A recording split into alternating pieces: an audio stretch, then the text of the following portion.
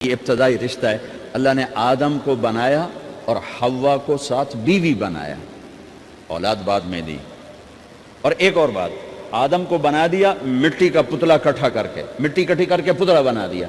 40 سال کے بعد روح ڈالی، چل بھائی جا جنت، اور اکیلے بھیج دیا، بیوی نہیں دی. حالانکہ اللہ چاہتا تو ساتھ ہی حضرت حوا کی مٹی کا ڈھیر بھی لگا دیتا، اس کا پتلا بھی تھپ دیتا، فرشتوں سے تھپوا دیتا، اور پھر 40 سال کے بعد دونوں کو اکٹھا جنت میں ڈالتا. بہت سارے پیغام، اس میں بہت سارے پیغام. تاخیر ساتھ نہیں بنایا، دیر سے بھیجا. انتظار قدر کو بڑھانے کے لیے کہ عورت کی قدر کرنا، کمزور ذات ہے، کمزور مخلوق ہے، قدر کرنا. دوسرا،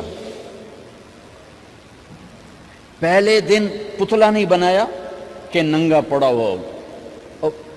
عورت کا پتلا ننگا ہو، مٹی کا ہو، پتھر کا ہو، تو اس میں کیا کشش؟ تو ان مرد کے لیے کشش کوئی نہیں، تو فرشتوں کو کیا کشش تھی؟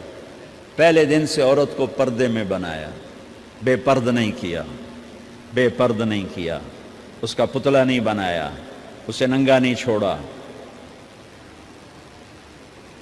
اس کو پہلے دن سے کورڈ. اور کیسے بنایا؟ فرشتوں کو کی آنکھوں پہ پردہ اور آدم کو سلا دیا. آدم علیہ السلام سوئے ہوئے ہیں، فرشتوں کی آنکھوں کے سامنے پردہ ڈال دیا گیا. جب آدم اٹھے ہیں، اور ایک اور بات، جنت میں رہ کر بھی آدم علیہ السلام کا دل نہیں لگتا تھا، اداس اداس رہتے تھے. اماں آئی تو بابے دا دل لگا، تو اداس رہتے تھے جنت میں. جب آنکھ کھلی تو اپنے لیفٹ سائیڈ پہ ایک خاتون، سر سے لے کر پاؤں تک لباس میں. آپ نے سنا ہے نا، یوسف علیہ السلام دنیا میں سب سے خوبصورت ہستی پیدا کیے گئے. یہ مردوں میں، عورتوں میں سب سے خوبصورت حضرت حوا کو پیدا کیا گیا. کون ہے؟ کہتے ہیں اللہ کی. اب آدم تیری بیگم کون ہے؟ تیری بیگم. نکاح پڑھایا. پھر کہا آدم مہر ادا کرو. تو انہوں نے پوچھا کیا مہر دوں؟ تو وہاں تو سونا چاندی ڈھیر لگے پڑے تھے. اللہ تعالیٰ کہتے دا من سونا چاہ کے دے دے. میرے اللہ نے کہا تیری نسل میں میرا آخری حبیب آنے والا ہے، اس پہ ایک دفعہ درود پڑھ دے، یہ مہر ہے. سیدھے ہاتھ میں برکت ہے. پیدا کیا الٹی طرف سے. الٹی طرف سے کیوں پیدا کیا ہے؟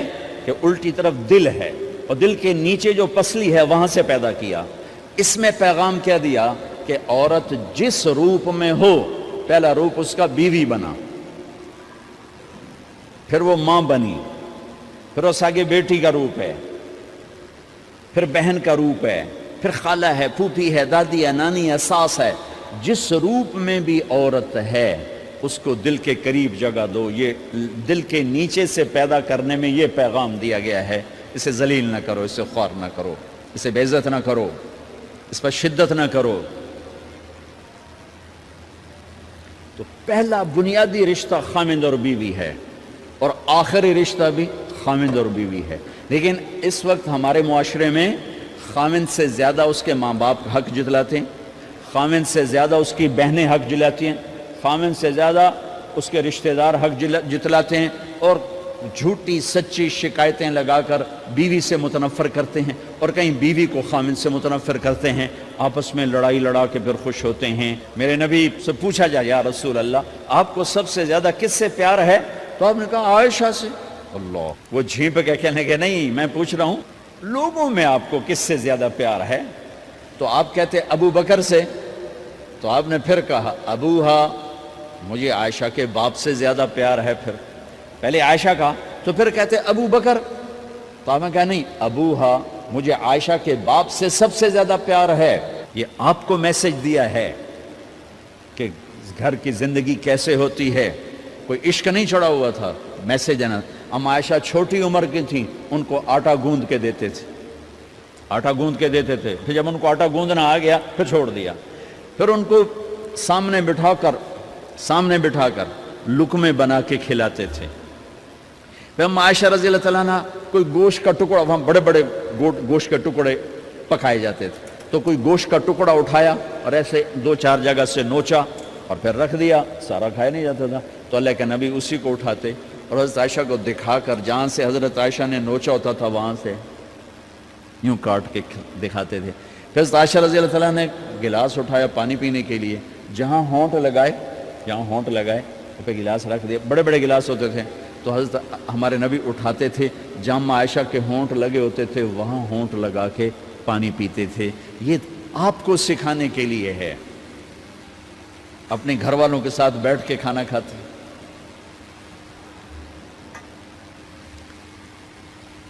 یہ میرے نبی کی معاشرت ہے, یہ میرے نبی کی زندگی. گھر میں جھاڑو دیتے, اپنے کپڑے خود دھوتے, کوئی چیزیں بکھری پڑی ہوتی تو بیوی کو نہیں ڈانٹتے, خود اٹھ کے سیٹ کر کے رکھ دیتے. گھر والوں کے ساتھ مل کر برتن دھوتے, صفائی کرتے, گھر والوں کے ساتھ مل کر. یہ میرے نبی کی ایک خوبصورت زندگی ہے. بھائیوں بہنوں, ہم بھلا چکے ہیں. بیوی کے لیے خامند کو سب سے بڑا حقدار. بعض لڑکیاں ایسی نادانی کرتی ہیں کہ شادی کے بعد بھی اپنے ماں باپ کی آنکھ کو دیکھ کے چلتی ہیں. شادی کے بعد سب سے بڑا حق خامند کا ہے. شادی کے بعد سب سے بڑا حق خامند کا ہے. ماں باپ پیچھے چلے جاتے ہیں, بہن بھائی پیچھے چلے جاتے ہیں. لیکن یہ نادانیاں بھی دیکھنے کو ملتی ہیں کہ شادی کے بعد بھی ماں باپ اپنی بچی کو اپنے قابو میں رکھنے کی ترتیبیں سوچتے ہیں تو وہ بھی اپنی بچی کا گھر برباد کر دیتے ہیں. میرے نبی سے پوچھا گیا, یا رسول اللہ عورت پر سب سے زیادہ کس کا حق ہے؟ تو آپ نے فرمایا اس کے خامند. ایک خاتون ہے, یا رسول اللہ میری شادی ہو رہی ہے تو میرے اوپر میرے خامند کا کیا حق ہے؟ تو آپ نے ارشاد فرمایا, تیرے خامند کے جسم پر زخم ہو, زخموں میں پیپ پڑ جائے اور تو اپنی زبان سے چاٹ کے زخم صاف کرے تو تو نے اپنے خامند کا حق ادا نہیں کیا. خامند کو سمجھایا کہ سب سے بہترین مسلمان وہ ہے جو بیوی سے اچھا سلوک کرتا ہے, اور میرا سب سے اچھا سلوک ہے اپنی بیویوں کے ساتھ. یعنی قاب قوسین او ادنا آپ کا مقام ہے. اللہ پاک کا دیدار اپنی آنکھوں سے کیا ہوا ہے, اور آپ ہمیں معاشرت سکھا رہے ہیں کہ ایک جہاد کے سفر سے واپس آ رہے ہیں. ہم عائشہ ساتھ ہیں تو آپ نے صحابہ سے کہا بھئی آگے چلے جاؤ. وہ سارے آگے چلے گئے. جب سارے نظروں سے غائب ہو گئے تو آپ نے کہا, عائشہ دوڑ لگاؤ گی میرے ساتھ؟ عائشہ نے نہیں کہا, میرے نبی نے کہا, دوڑ لگاؤ گی؟ آج کل کا کوئی علامہ بھی یہ نہیں کرے گا. عائشہ دوڑ لگاؤ گی میرے ساتھ؟ کہا جی لگاؤں گی. تو دوڑ لگائی تو عائشہ فرماتی ہے میں آگے نکل گئی, اللہ کے نبی پیچھے رہ گئے. چاہے آپ جان بوجھ کے آستہ ہوئے ہوں ان کی دل جوئی کے لیے. کچھ سال گزر گئے, پھر جہاد کے سفر سے واپسی ہو رہی ہے تو آپ نے صحابہ سے کہا بھائی آگے چلے جاؤ. وہ سارے آگے چلے گئے, غائب ہو گئے. عائشہ دوڑ لگائیں؟ کہا جی لگائیں. تو فرمایا کہ ان دنوں میں ذرا موٹی ہو گئی تھی, جب دوڑ لگائی تو اللہ کے نبی آگے نکل گئے. تو پھر آپ نے کہا عائشہ ہذہ بتلک, عائشہ اب تیرا میرا حساب برابر ہو گیا. اس دفعہ تو آگے نکل گئی, آج میں آگے نکل گیا. یہ میرے نبی کی معاشرت ہے کہ بھری محفل میں کہہ رہے ہیں مجھے عائشہ سے سب سے زیادہ پیار ہے. اور عرب میں عیب تھا, جیسے ہمارے ہاں بھی عیب ہے کہ کوئی بھری محفل میں کہ مجھے بیوی سے سب سے زیادہ پیار. کہ تیری ماں کتنے گئی؟ بھائی ماں کا اور خانہ ہے, بیوی کا اور خانہ ہے. ماں کی اور جگہ ہے, بیوی کی اور جگہ ہے. تو میں آپ سب سے کہتا ہوں, ماں باپ کی وجہ سے بیویوں پہ زیادتی نہ کرو, بیوی کی وجہ سے ماں باپ پہ زیادتی نہ کرو. ان سے بچنا بڑا ضروری ہے. اور بھائیو, کسی کی شادی ہو, اس بچے کی ہو رہی ہے, یہ افسر ہے, ایک ریڑھی والے کی ہو, کسی بھی گھر کی آبادی کا ایک ہی سبب ہے, وہ میٹھا بول ہے, وہ اچھا سلوک ہے. جس کی بیٹی کو لے جا رہے ہو اسے عزت دینا, اور یہ جو جا رہی ہے یہ ان کو اپنا ماں باپ سمجھے, اپنے خامند کے ماں باپ کو اپنے ماں باپ سمجھے. جاتے ہی لکیریں لگانا نہ شروع کر دے, میں انہوں وکھرا کرتے, انہوں ایدے کرتے, انہوں ایدے کر. وہ اپنے گھر کا ایک فرد بن کے زندگی گزارے. جو لے کے جا رہے ہیں ان کے ذمے ہے کہ اس کو بیٹی بنا کے لے جائیں. سسرال جو ہوتے ہیں وہ ہمیشہ عیب دیکھتے ہیں, خوبیاں انہیں نظر ہی نہیں آتی. تو کھٹ بٹ تو ہوتی رہتی ہے, کوئی ایسی بڑی بات نہیں. کھٹ بٹ کو صلح میں بدلو, مزید چڑھائی جھگڑا نہ بڑھاؤ. میرے نبی حضرت فاطمہ کے گھر آئے, دیکھا تو آپ اداس بیٹھی. آپ نے کہا فاطمہ بیٹی کیا ہوا؟ کہ میرا اور علی کا جھگڑا ہو گیا. اچھا. خود گئے بیٹی کے باپ ہو کر, دیکھا تو حضرت علی مسجد میں سوئے ہوئے تھے. آپ نے ان کو اٹھایا, کہا یا ابا تراب قم, آپ کو یہ ٹائٹل یہاں ملا اے ابو تراب، فرمایا کرتے تھے کل کائنات ملتی تو اتنی خوشی نہ ہوتی جتنا اس ٹائٹل کی خوشی ہے۔ ابو تراب کہنے کا کیا مطلب تھا کہ اظہار محبت کے لیے ایسے ٹائٹل دیے جاتے تھے، تو ابو تراب کہہ کر یہ میسج دیا کہ میاں بیوی کی لڑائی ہوتی رہتی ہے، میں تجھ سے ویسے ہی محبت کرتا ہوں جیسے پہلے کرتا تھا، یہ میسج دیا اس نے۔ اب حضرت علی کو لائے اٹھا کر اور گھر میں تشریف لائے، نہ علی کی سنی نہ فاطمہ کی سنی۔ ہاں بھئی علی کی مسئلہ ہے، ہمیں فاطمہ کیا مسئلہ ہے؟ یہ مسئلے سن سن کے بھی زیادہ لڑائی ہو جاتی، صلح کراون والے بھی آپ ہو دو چار لتر مار کے آ جاندے۔ تو میرے نبی نے کیا کیا؟ سبحان اللہ، زمین پر لیٹ گئے، ادھر علی کو لٹایا، ادھر فاطمہ کو لٹایا، علی کا ہاتھ اپنی ناف پہ رکھا، فاطمہ کا ہاتھ ان کے ہاتھ پہ رکھا، اور بیٹی کے ہاتھ پر اپنا ہاتھ رکھا۔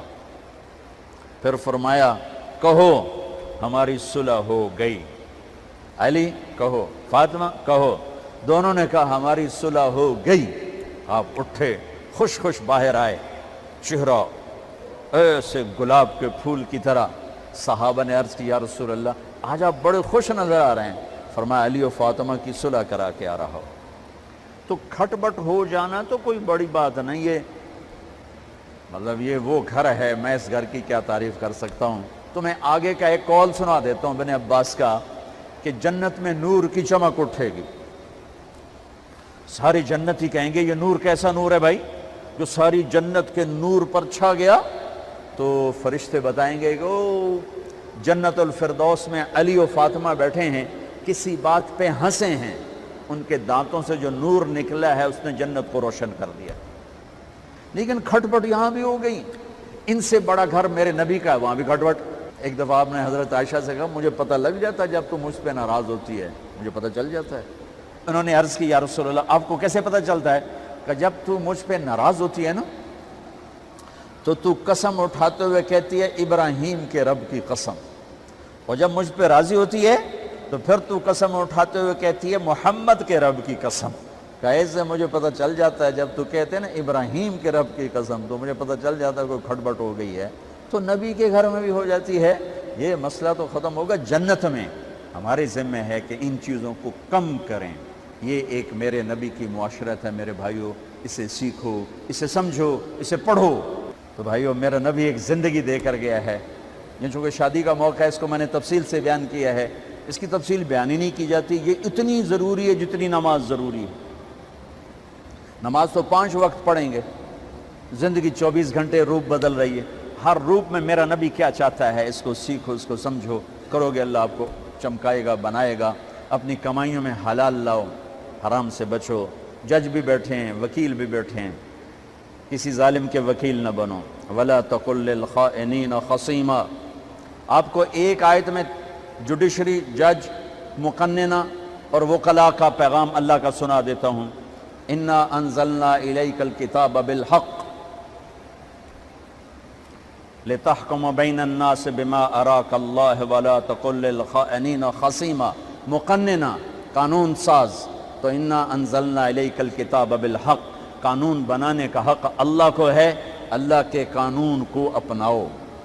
آگے جج حضرات، فَحْكُمْ لِتَحْكُمَ بَيْنَ النَّاسِ بِالْحَقِّ، ججوں کو حکم ہے کہ حق فیصلے کرنا، بک نہ جانا، دب نہ جانا، حق کے فیصلے کرنا۔ تیسرا وکلاء کو وَلَا تَقُلْ لِلْخَائِنِينَ خَصِيمًا، ظالم بددیانت کی وکالت کے لیے کھڑے نہ ہو جانا ورنہ مارے جاؤ گے، مارے جاؤ گے۔